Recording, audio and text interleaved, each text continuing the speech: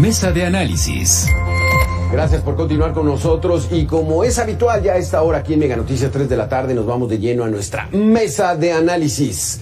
Le doy la bienvenida al doctor Julio Jiménez, vicepresidente del Colegio Nacional de Abogados. ¿Qué tal, Julio? ¿Cómo estás? Gusto en saludarte. Un placer saludarte como siempre, Alberto. Muchas gracias por la oportunidad. Un saludo a tu importante auditorio. Muchísimas gracias y también nos acompaña Juan Salgado, investigador senior del World Justice Project. ¿Qué tal, Juan? ¿Cómo estás? Gusto en saludarte. Muy buenas tardes, saludos a la audiencia. Vamos a empezar contigo, Julio, si me permites. Estamos analizando las Fuerzas Armadas y las nuevas labores que están realizando ya a partir de esta administración, que siempre han participado en otras cosas que no sea el salvaguardar la seguridad nacional, pero ahorita de plano están en otras actividades. Además de lo que tienen que hacer constitucionalmente, ¿qué es lo que están haciendo, Julio, las Fuerzas Armadas? Alberto, desafortunadamente este gobierno de la nación ha desviado, manipulado las facultades y atribuciones y las funciones constitucionales de las Fuerzas Armadas y militares, sacándolas de los cuarteles e involucrándolas en actividades de seguridad pública, involucrándolas en actividades que, pues obviamente la formación castrense, la disciplina, los valores con los que forman a nuestros militares y a nuestros marinos, miembros de la Fuerza Aérea, no están preparados para hacer labores de investigación ni de carácter policíaco. Ellos están para, como bien referías acertadamente, para salvaguardar la seguridad nacional de nuestro país, para salvaguardar las instalaciones federales. El problema es que este gobierno ha tenido la pésima decisión de involucrarlos en instituciones como la Guardia Nacional, en donde, violentando precisamente todo acuerdo de carácter legal, ha involucrado a mandos, incluso militares, yo diría a exmilitares ya en situación de retiro, los ha involucrado en esta actividad de la Guardia Nacional y ha generado un problema porque, evidentemente, reitero, nuestros miembros de las Fuerzas Armadas y militares, su formación no está directamente encaminada al respeto a los derechos humanos. Y ha habido, capítulos muy oscuros en donde, lamentablemente, los militares se han visto involucrados en sendos escenarios de violación artera a los derechos humanos y, obviamente, abusos de autoridad. Y en algunos casos se les señala, se les imputa algunas desapariciones, incluso algunas ejecuciones. El tema es que tenemos hoy un ejército vulnerable, un ejército débil, un ejército desprestigiado, que lo han puesto en labores incluso hasta de construcción. Hoy los militares les han encomendado la seguridad de los puertos, de las aduanas, la construcción de obras faraónicas. Y permíteme decirte, Alberto, amable auditorio, nuestras Fuerzas Armadas y militares no están constitucionalmente creadas para realizar ese tipo de actividades. Y hoy, con profunda vergüenza y tristeza, vemos cómo nuestro ejército mexicano vive un sentimiento de impotencia, un sentimiento de frustración, de inconformidad con respecto a las decisiones, a las ocurrencias o a los caprichos del titular del Ejecutivo Federal, que, por cierto, constitucionalmente es el jefe supremo de las Fuerzas Armadas y militares. Y ellos, atendiendo a este principio de lealtad institucional, han respetado y han atendido y han cumplido cabalmente con estas obligaciones. No olvidemos que nuestras Fuerzas Armadas, incluso en labores de rescate, en labores de salvamento, en casos de desastre, implementando el plan DN3, son los primeros que salen a brindar el apoyo a los mexicanos, incluso en el extranjero. Desafortunadamente aquí el gobierno mexicano los ha enfrentado con la propia sociedad, los ha enfrentado con la ciudadanía y desafortunadamente los ha dejado en total estado de indefensión frente a la delincuencia. Hemos podido dar cuenta cómo algunos grupos de la delincuencia organizada los ha sacado literalmente a patadas o los ha humillado públicamente, los ha sometido ya que ellos no pueden actuar, los han limitado en su actuación porque evidentemente al día de hoy no se ha aprobado una ley en materia de seguridad nacional, en materia de Guardia Nacional. Exacto, Julio. Una de las Alberto. Exactamente, Juan. Aquí es, mientras más actividades realicen de las que tienen obligación, están más en riesgo. ¿Esto afecta al país, Juan Salgado?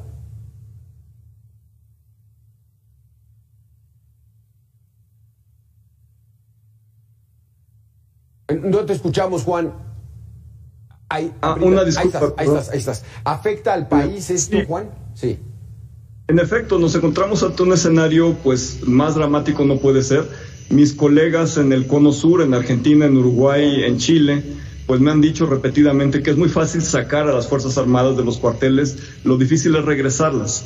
Y realmente en este momento en el cual se les ha dado tal poder de capacidad de decisión operativa sobre cuestiones de seguridad ciudadana que no conciernen a las Fuerzas Armadas, pues se les está sacando su terreno y por eso también hemos visto pues tal cantidad de operativos fallidos, hemos visto uno tras otro pues problemas, como ya se señalaba, de no solo de humillación, sino también de pérdida de vidas, no solo de elementos, Juan, sino de población civil. Sí, es que Juan, si los ponemos a hacer labores de seguridad, pues los vamos a hacer responsables cuando no la cumplan a cabalidad. Si los ponemos a construir el Tren Maya y este falla y tiene algún incidente de gravedad, pues van a ser los responsables. ¿Y a poco nos vamos a atrever a decir, pues fue el ejército?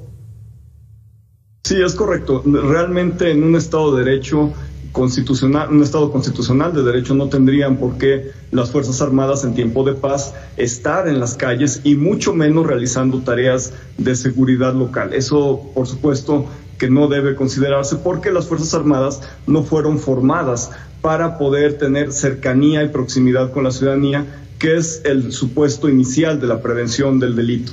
Por otra parte, también es importante señalar que hay una vía mucho menos visible de militarización que también es muy perniciosa.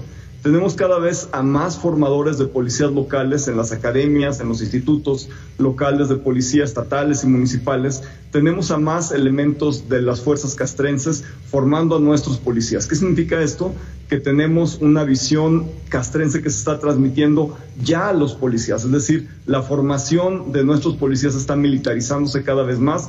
Esto no sale en los medios porque es algo que sucede en el interior de esas academias, pero sí es algo muy grave porque en lugar de estar educando a nuestros policías a prevenir la delincuencia, a ser cercanos con la ciudadanía, se les está educando a eliminar enemigos, que es lo que saben hacer las Fuerzas Armadas. Bien se decía que las Fuerzas Armadas tienen una responsabilidad primaria de seguridad nacional, donde el enfoque es estadocentrista, es decir, proteger a la institución estatal. Sin embargo, la seguridad ciudadana se basa en un paradigma de protección a la ciudadanía, es un enfoque antropocentrista, de proteger a la persona. Y eso es precisamente lo que desafortunadamente no saben hacer las Fuerzas Armadas y no tienen por qué saberlo porque están preparadas para responder a situaciones de emergencia, para enfrentar conflictos bélicos, para enfrentar asuntos de seguridad nacional, pero no para patrullar en las calles y no necesariamente para perseguir a delincuentes. En ese sentido, se tiene que replantear una estrategia porque se nos ha dicho que las Fuerzas Armadas van a regresar a sus cuarteles en marzo de 2024. Yo no veo a estas policías reformadas en México para que tengamos la posibilidad de regresar a las Fuerzas Armadas. La gran promesa era, sí, tener temporalmente a las Fuerzas Armadas, por fin les pusieron una fecha para que regresen a los cuarteles, pero mientras tanto había un modelo nacional de policía para reformar a las policías. La mala noticia es que no ha habido ni un peso de recursos presupuestarios para reformar a policías municipales, estatales, para crear una policía federal. Es una gran vergüenza que así como tienen los chilenos a los carabineros, como en cada país en América Latina tienen a su policía insignia, nosotros no tenemos una policía federal, tenemos una policía militarizada, que es la Guardia Nacional, que ya incluso hay una propuesta para que sea administrada plenamente por la Sedena. Entonces, realmente no se está creando capacidad policial en el ámbito federal ni en el ámbito local, y lo que tenemos es una crisis en términos de la respuesta, de la capacidad de respuesta de la policía frente a fenómenos de violencia exacerbada, frente a fenómenos delictivos muy complejos que están completamente fuera de control y frente a algo que no se habla, pero que es importante decirlo, una crisis de gobernabilidad actual en el país, ante la cual pues un ejército que recibe órdenes de simplemente llegar y ver pasar, pues no puede reaccionar, al contrario, pues es humillado sistemáticamente una y otra vez. ¿Y qué mayor humillación, más allá de que los corran, los golpeen, etcétera, que colgar a 11 personas de un puente en Uruapan cuando hay 3,000 elementos de la Guardia Nacional desplegados en esa ciudad? ¿Qué más humillación que todas las ejecuciones, que toda la violencia que estamos viendo en la Huasteca Potosina, que estamos viendo en Zacatecas, que estamos viendo en Tamaulipas, que estamos viendo en Coahuila, donde precisamente están desplegados mayoritariamente las Fuerzas Armadas y la Guardia Nacional, que es difícil separar a una de la otra? Entonces, realmente esto nos da pues cuenta de una estrategia de seguridad que no está funcionando, o más bien plenamente de la falta de una estrategia de seguridad. Al no desarrollar instituciones policiales y poner al ejército a que rellene este hueco, pues lo único que estamos logrando pues es tener un país en el cual pues han proliferado las expresiones de violencia y han proliferado también las actividades delictivas. Es que ahí entramos en esa situación, Julio. El utilizar a las Fuerzas Armadas para garantizar la seguridad pública, para combatir al crimen organizado y disminuirlo o desaparecerlo, pudiera entenderse como la última carta. Si no lo logran, ¿quién entonces, Julio? Preocupante escenario que vive el país en este contexto en donde la violencia, la corrupción, la impunidad, en donde los besos y los abrazos, en donde acusarlos con la abuelita, en donde este gobierno abraza, saluda de mano a la mamá de un capo del narcotráfico, en donde mexicanos podemos dar cuenta que los secuestros, desapariciones forzadas, padres de familia con hijos desaparecidos, esto es un tema en donde, como bien refiere Juan, pues no hay una estrategia clara, no hay un plan serio, no hay el diseño de un programa que genere una prevención seria del delito, un programa que verdaderamente capacite a nuestras fuerzas pues de carácter policíaco, a nuestras instituciones civiles de seguridad ciudadana, de seguridad pública, de prevención del delito. Hay un ejercicio de simulación porque el fenómeno de la delincuencia ni lo están previniendo, ni lo están atendiendo, y mucho menos veo que lo vayan a querer resolver. La delincuencia, el fenómeno de la delincuencia lo están administrando.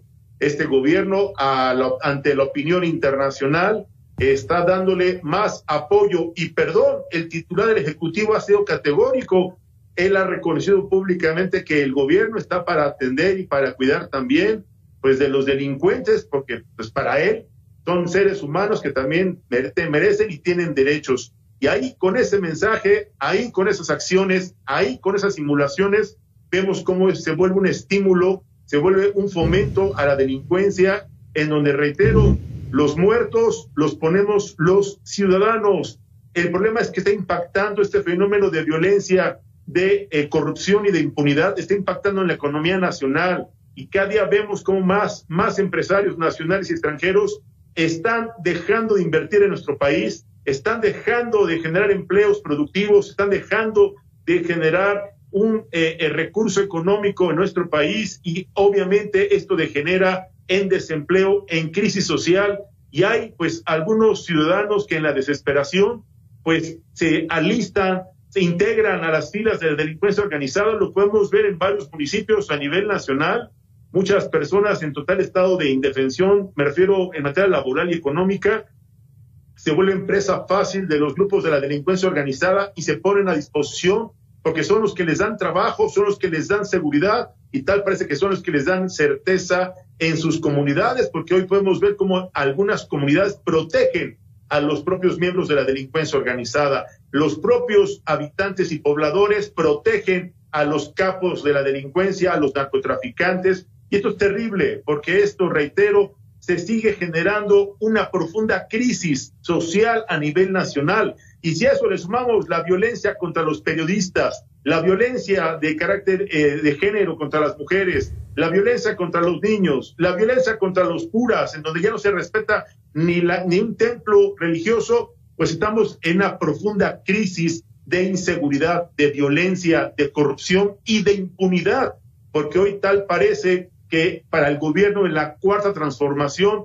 es más importante cuidar y proteger a los delincuentes que prevenir la delincuencia, que combatirla frontalmente. Y bueno, pues la justificación es, ay, pues, ¿y por qué no reclamaron cuando la administración de Felipe Calderón? Bueno, si es que si nos la vamos a pasar pues justificándonos con lo que dejaron de hacer, o con lo que hicieron bien o con lo que hicieron mal las pasadas administraciones, pues ya llevamos prácticamente 4 años de gobierno en donde tal parece, ante la opinión de algunos expertos, estaríamos ya en un contexto de un gobierno, no Estado, aclaro, no Estado, un gobierno fallido, un gobierno inoperante, un gobierno incapaz, o mejor dicho, un gobierno corrupto, un gobierno que tiene más compromiso y que tiene a lo mejor acuerdos inconfesables con los grupos de la delincuencia organizada, que un verdadero compromiso institucional y que una verdadera, pues yo diría, convicción de servicio y atención a la ciudadanía que votó y que los eligió en 2018 precisamente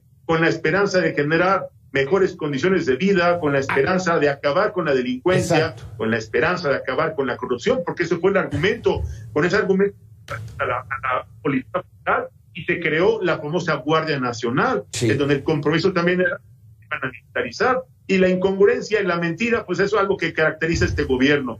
Ahí está la militarización de la Guardia Nacional, también ahí están los pésimos resultados en materia de seguridad pública y seguridad nacional. Y esto sí es alarmante porque cada día vemos cómo las cifras se multiplican y ya han rebasado de manera histórica e inédita, haciendo un ejercicio comparativo con otros gobiernos, pues ya prácticamente vamos a establecer un récord Guinness, porque en este gobierno, reitero, están más preocupados por el próximo cargo de elección popular o por las corcholatas, quienes serán los elegidos del señor presidente para buscar el cargo de presidente del próximo gobierno. Mientras tanto, los mexicanos estamos sufriendo las consecuencias de su indiferencia y su falta de convicción institucional. Sí, aquí déjame preguntarle a Juan Salgado.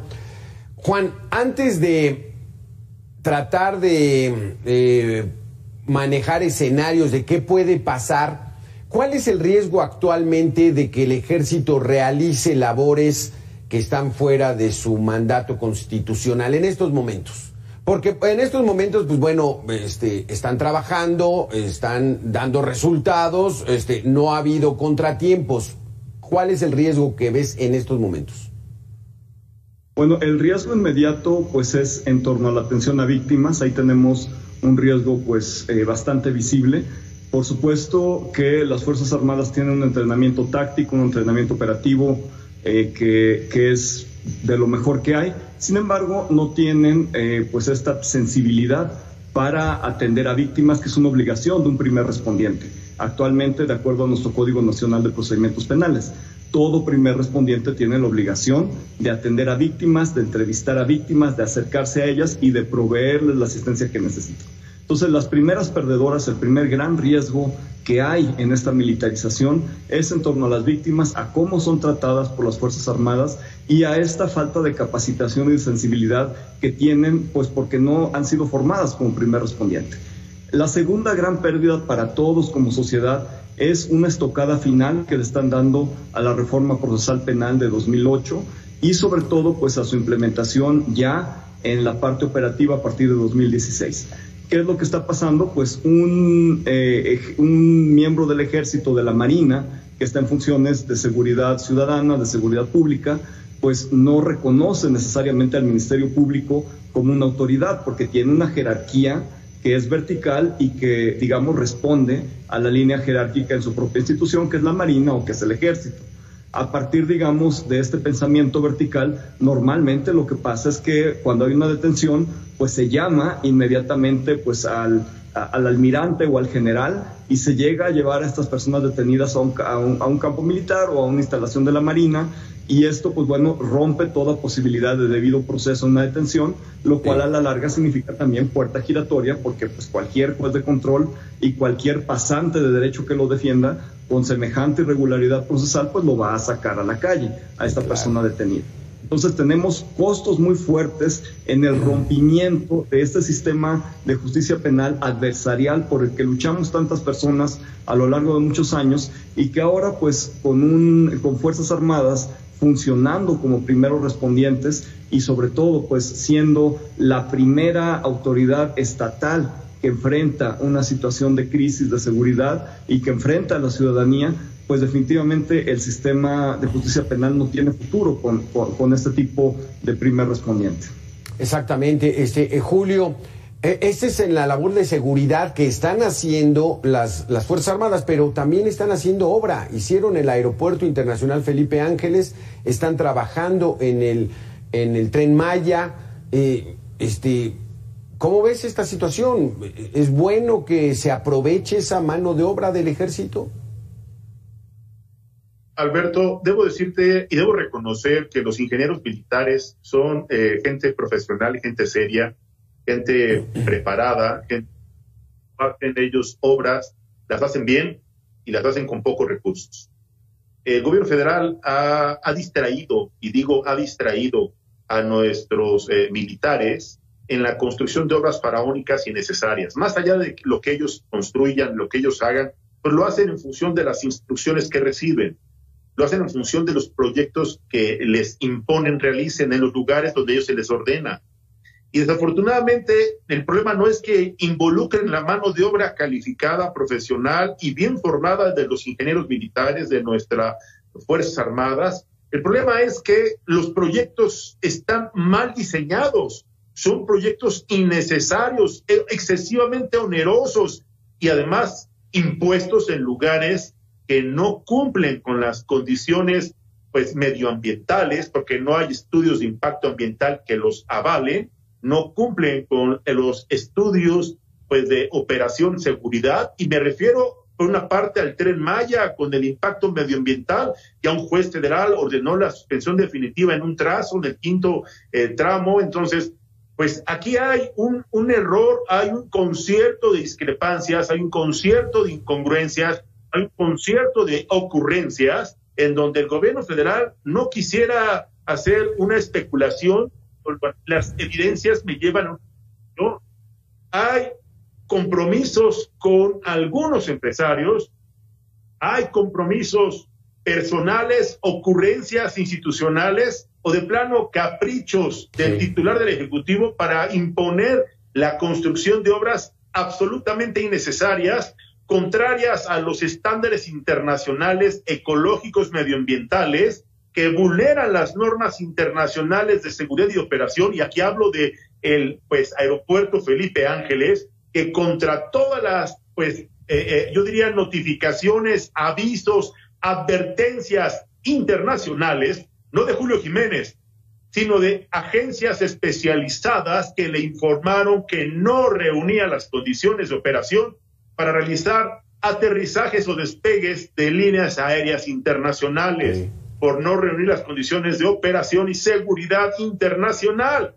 Pues el capricho de una persona que ocupa el cargo de titular del Ejecutivo obligó, y digo obligó, porque nuestros militares, nuestros ingenieros, son hombres leales, institucionales y hombres de honor que cumplen cabalmente con las instrucciones que les dan. Aquí el problema es que desafortunadamente las consecuencias de estos, reitero, proyectos innecesarios, faraónicos, onerosos, van a generar consecuencias terribles el día de mañana, van a ser elefantes blancos que nos costaron a los mexicanos miles de millones de pesos, que además, en vez de haberlos invertido en condiciones de urgencia y obvia resolución como la salud, como condiciones de seguridad, como condiciones de educación, condiciones de prevención del delito, los están encaminando o los están malgastando en estas obras como la refinería de Dos Bocas. Julio, aquí sí habría que acotar este asunto, porque en la pandemia, en medio de la desgracia y la tragedia de cientos de miles de mexicanos, y cuando comenzaron a llegar las vacunas, se les ordenó a las Fuerzas Armadas que ellos fueran las que las recibieran, las guardaran, las distribuyeran, y pues bueno, dieron buen resultado, ¿no, Juan? Bueno, me parece que este tipo de asistencia a la sociedad siempre ha sido facultad de las Fuerzas Armadas, tanto los planes DN2, DN3, que tienen un respaldo constitucional, que tienen un respaldo en leyes secundarias, pues es parte, digamos, de esta función natural de las Fuerzas Armadas. Siempre lo han hecho bien. Cuando se inunda Tabasco, cuando hay terremotos, pues ahí están las Fuerzas Armadas al pendiente con equipos especializados, con toda la capacidad táctica para responder, y qué bueno, porque esa es su función. Esa es su función, atender a la sociedad en una crisis, sobre todo pues en un entorno en el cual pues hay una posibilidad muy remota de un conflicto bélico, como es el caso de México. Entonces las Fuerzas Armadas deben, y es parte de su responsabilidad hacerlo, sin duda. Yo la verdad es que no tengo información de que lo hayan hecho mal, no puedo más que asumir que dada pues el porcentaje de mexicanas y mexicanos que estamos ya vacunados plenamente y vamos, creo que lo han hecho bien, pero esa parte, digamos, no exime de responsabilidad, por supuesto, no a las Fuerzas Armadas, sino a quien las decisiones desde el gobierno federal de que se involucren en tantos temas al mismo tiempo. Es que el riesgo, como nos lo decías, Juan, el riesgo no es sacarlos de los cuarteles, sino cómo regresarlos, porque pues a lo mejor se vuelvan a habituar a hacer labores que no les corresponde, ¿verdad, Julio? Claro, totalmente de acuerdo. El problema es que el gobierno ha confundido las facultades constitucionales y los ha sacado a realizar acciones que no tienen nada que ver ni con su formación castrense, ni con sus ideales, ni con sus obligaciones constitucionales.